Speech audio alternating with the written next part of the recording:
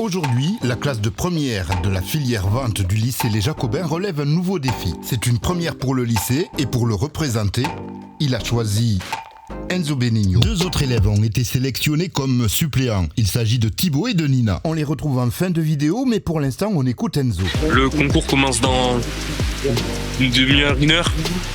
Pas de stress. Je suis confiant. Voilà.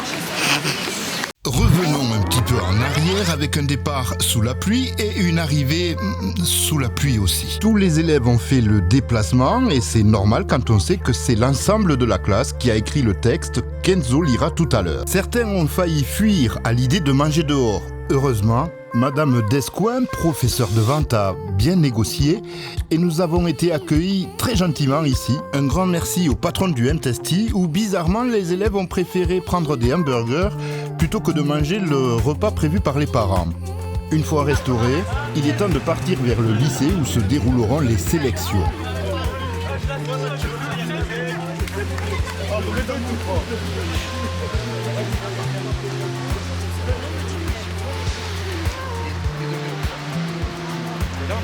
Arrivé au lycée Déodat de Séverac, les élèves le comparent à celui des Jacobins. C'est tout petit, il y en a 200 mec.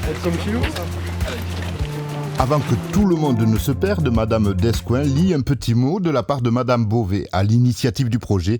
Elle est malheureusement souffrante ce jour-là. Vous avez gagné parce que vous vous êtes surpassé. Vous avez gagné parce que vous avez su travailler en équipe. Vous pouvez être très fiers de vous. C'est le cœur plein de fierté que je vous dis merde. Je croise les doigts. La scène, magnifique scène. Toujours aussi confiant. Tu as revu ton texte? Non, parce que moi j'ai une technique. Et là je vais le revoir juste avant de passer, genre. Comme ça au moins il est tout dans ma tête. Parce que si je l'apprends trop, je vais l'oublier. Même si Enzo affiche une certaine décontraction, la tension se fait peu à peu sentir.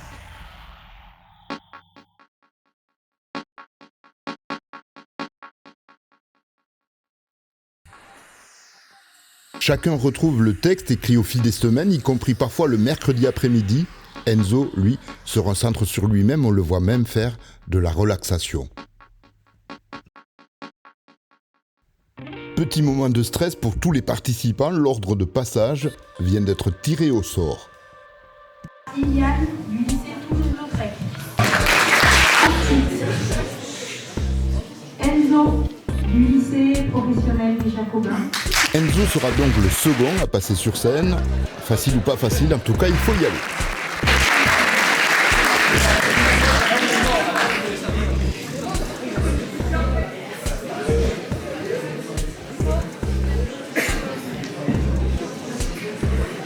S'il vous plaît.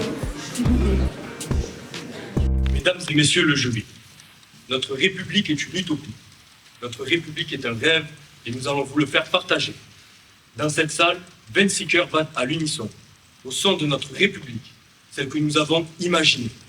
Elle est le fruit de concessions, d'un travail de concertation, et il faut le reconnaître, de quelques imperfections.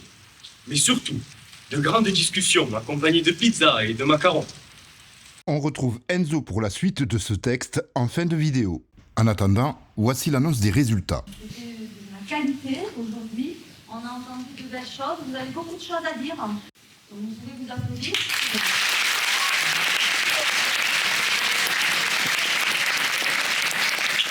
Je suis nombreux aujourd'hui, donc ça n'a pas été facile. Malheureusement, il fallait bien choisir un ou une. Donc pour celles et ceux qui n'iront pas à la finale, ne soyez pas déçus. Ce que vous avez réalisé aujourd'hui, ce que vous avez été capable de faire, vous vous en souviendrez. Donc surtout, n'ayez aucun regret. Aujourd'hui, on a sélectionné Cléa et sa classe. Enzo finira juste derrière Cléa au classement. Un des membres du jury venu le féliciter lui dira qu'il avait été très difficile de les départager. L'occasion de féliciter les participants à cet événement organisé par la Fondation La Dépêche. Quant à Enzo, je crois qu'on peut dire que Madame Beauvais et Madame Descoings sont ravies. Contrat rempli. Nickel. Celle qui a gagné, ma concurrente, Cléa, ça se voit, elle était trop détendue, ça se voit, elle avait l'habitude. En vrai, moi, je suis fier de moi. Et deuxième.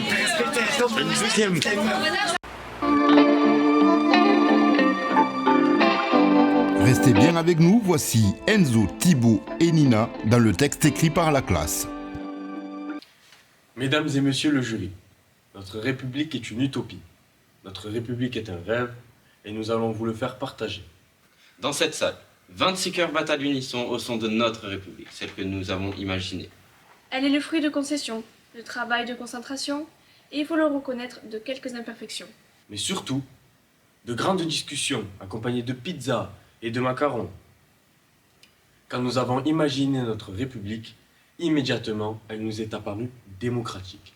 Démocratique, car nous voulons le pouvoir du peuple, pour le peuple et par le peuple. Démocratique, car chacun peut être ce qu'il veut. Démocratique, car elle prend soin de tous ses citoyens de façon équitable. Notre République est fondée sur des valeurs que nous voulons mettre en avant. L'éducation, La sécurité, Et bien évidemment, l'environnement. dans notre République idéale, l'école est la base de notre citoyenneté et de l'ouverture d'esprit de chacun. dès les petites classes, nous mettons en œuvre une politique de valorisation.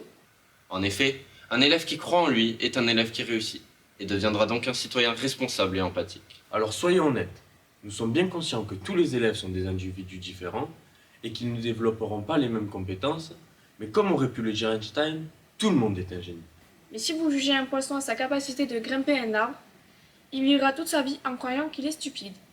Notre système éducatif a su prendre en compte la diversité de nos élèves. Le stress n'étant pas propice à l'apprentissage, La mise en valeur de l'élève, cœur de notre pédagogie, se transmet également, mais surtout, par la capacité de nos professeurs à instaurer un lien de confiance et d'entraide. nos enseignants sont avant tout des préparateurs d'avenir. Ils nous transmettent la notion du jeu, ils nous aident à voir le monde de façon critique. Ils nous enseignent les bases de la vie quotidienne. Savoir remettre le courant, ce qui est utile en ce moment. Savoir faire un chèque, ou encore maîtriser les proportions d'une recette de cuisine. Ils nous montrent la voie de la citoyenneté.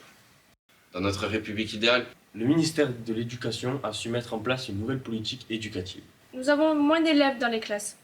Et nous avons des programmes plus concrets, nous travaillons autour de cours éducatifs, avec des cours interactifs et un îlot, ou encore un parcours diversifié.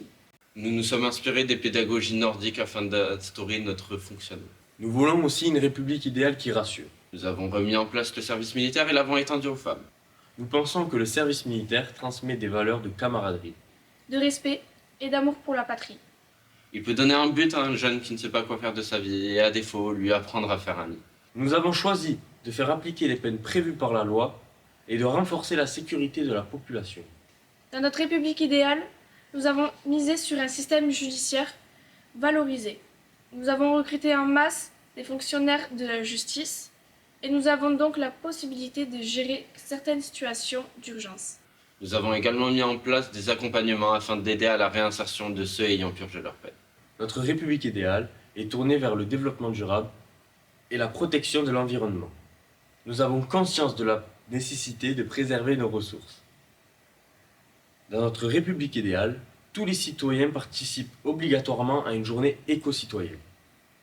Toutes les villes, petites ou grandes, ont des jardins partagés. Et la plantation d'arbres et de plantes se deviendra une priorité, tout comme la protection de la faune et la flore dans nos parcs. Avant notre République idéale, il existait une petite entreprise lycéenne, Jacobio, pour ne pas la nommer, qui militait pour les circuits courts et la consommation de produits sains. Et dans notre République idéale, elle est devenue un modèle incontournable. Aussi, une dernière chose, dans notre République idéale, la polémique pain au chocolat ou chocolatine n'existe plus. Ça sera désormais des chocolatins. Au cours de ces dernières semaines, en imaginant notre République, nous avons appris à nous connaître. Nous avons échangé nos points de vue, nos divergences, parfois profondes. Et puis, nous avons réalisé qu'ensemble, on peut franchir des murs. Alors nos 26 cœurs ont fait société, et parce que ces 26 cœurs